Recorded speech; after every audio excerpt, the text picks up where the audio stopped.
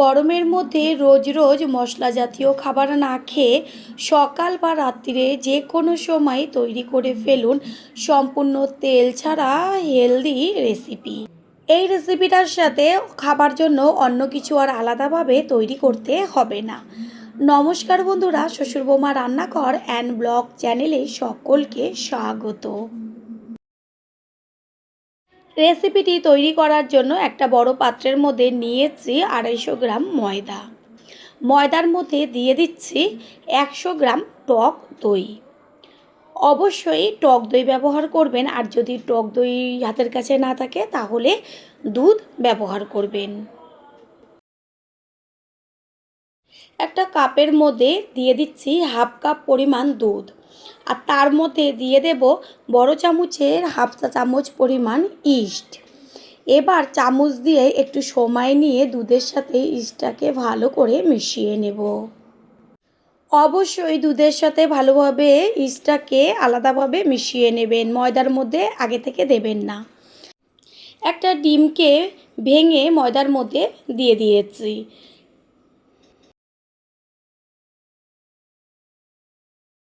দেব ছোট চামচের 1 চা চামচ পরিমাণ লবণ, আর দেব বড় চামচের 1 চা চামচ পরিমাণ চিনি। ময়দার পরিমাণ অনুযায়ী সমস্ত উপকরণ কম বেশি ব্যবহার করতে হবে। এবার ওই যে দুধের সাথে ইস্টটাকে মিশিয়ে নিয়েছিলাম, সেই দুধটা আস্তে করে ময়দার মধ্যে দিয়ে দেব। প্রথমে কিন্তু বেশি দুধ একদমই দেবেন না, কারণ ময়দার মধ্যে ডিম দেওয়া রয়েছে, ময়দাটা মাখার সময় তখন বেশি হয়ে যাবে। এবার দিয়ে দিচ্ছি সবশেষে সাদা তেল। এইখানে 2 চা চামচ পরিমাণ সাদা তেল ব্যবহার করেছি। তারপরে হাত দিয়ে বেশ ভালো করে ময়দাটাকে মেখে নেব। ময়দার মধ্যে যেহেতু ডিম দেওয়া রয়েছে সেই কারণে একটু হাতে লেগে লেগে যাবে। একটু সময় নিয়ে হাত দিয়ে ঠেসে ঠেসে ময়দাটাকে খুব ভালো করে মেখে নিতে হবে।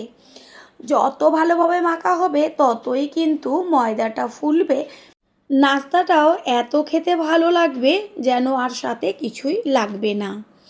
সেই কারণে এই যে ময়দা মাখাটা, এইটা একটু ভালোভাবে মাখতে হবে।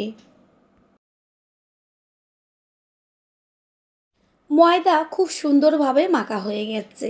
এবার একটা প্লেট দিয়ে ঢেকে রাখবো। আর যেহেতু ইস্ট দেওয়া হয়েছে সেই কারণে এত সুন্দর ফুলে উঠবে, এটা 2 ঘন্টা মতো রেখে দিলেই হবে। 2 ঘন্টা বাদে ফিরে এসে আমি ঢাকনাটা সরিয়ে দেখিয়ে দিচ্ছি ময়দাটা কিভাবে ফুলে উঠেছে। পাত্রের কত নিচে ময়দাটা মেখে রেখেছিলাম, 2 ঘন্টা বাদে ময়দাটা এত ফুলে উঠেছে পাত্রের ওপরে উঠে যাচ্ছে। এবার এটা যেহেতু একদম ফুলে ফুসফুসে হয়ে গেছে সেই কারণে আরেকটু হাত দিয়ে ঠেসে ঠেসে মেখে নেব। এইখানে ইস্টের পরিবর্তে আপনারা বেকিং পাউডার বা ইনো ব্যবহার করতে পারেন, তবে ইস্টটা দিলে খেতে যেমন টেস্ট হবে তেমন দেখতেও ভালো লাগবে। সম্পূর্ণ ময়দাটা আবারও হাত দিয়ে ভালোভাবে ঠেসে ঠেসে মেখে নিয়েছি। এবার লেচি করে নিয়ে ফিরে আসছি। লেচিগুলো করে নিয়েছি, আর লেচিগুলো হবে যেমন রুটি বা পরোটা করা হয় ঠিক সেই রকম লেচি করতে হবে। এবার একটা করে লেচি হাতে নিয়ে তারপর বেশ আবারও একটু গোল করে নেব। তারপর বেলুন চাকির ওপরে রেখে একটু ময়দা ছড়িয়ে বেশ গোল করে বেলে নেব, যেন একদম পাতলা না হয়, একটু মোটা মোটাভাবে বেলে নিতে হবে। পুরনো বন্ধুদের সবসময় আমাদের পাশে এইভাবে ভালোবেসে থেকে সাপোর্ট করার জন্য অনেক অনেক ভালোবাসা।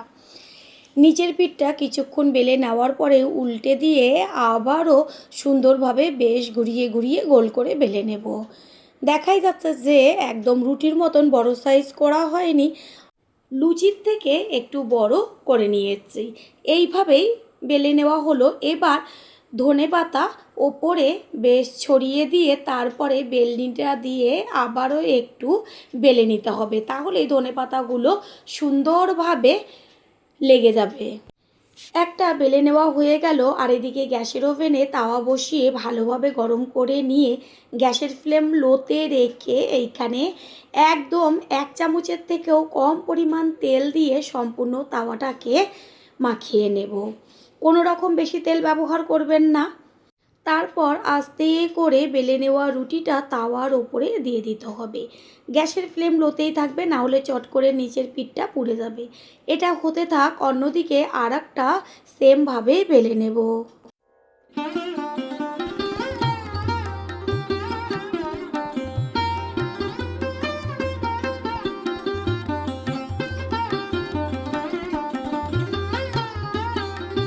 এদিকে যে তাওয়ার উপরে রুটিটা দেওয়া হয়েছিল সেটা আস্তে আস্তে কত সুন্দরভাবে ফুলে উঠেছে।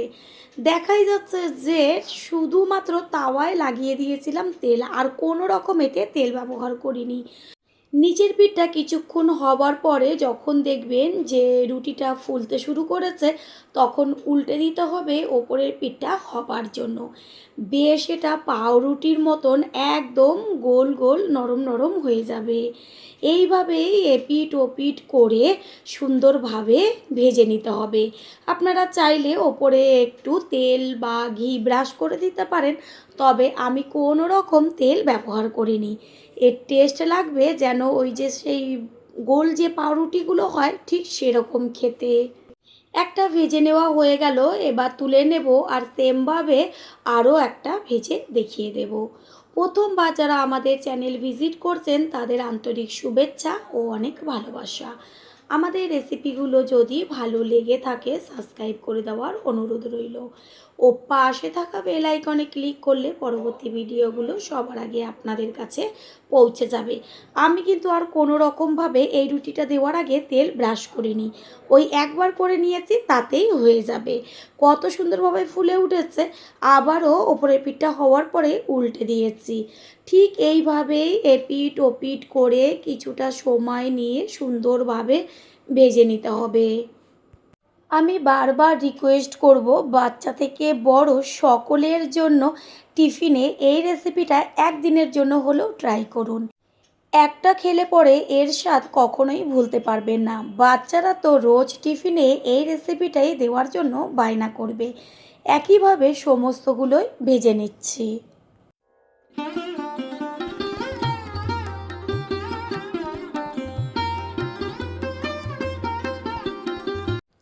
একটা একটা করে সমস্তগুলোই ভেজে নেওয়া হয়ে গেল। তৈরি হয়ে গেল আজকের হেলদি রেসিপি। কত সুন্দর নরম তুলতুলে হয়েছে, এক হাত দিয়েই ছিঁড়ে নেওয়া যাচ্ছে। ঘন্টার পর ঘন্টা থেকে যাবে, একদমই শক্ত হবে না। আশা করি রেসিপিটি ভালো লাগলো, আর যদি ভালো লেগে থাকে একটা লাইক, কমেন্ট, পারলে একটা শেয়ার করে অবশ্যই জানাবেন। আপনাদের দেওয়া একটা লাইক ও লাইকের পাশে থাকা হাইপ আর একটা শেয়ার আমাদের কাছে অনেক অনেক গুরুত্বপূর্ণ। All friend, thanks for watching my video.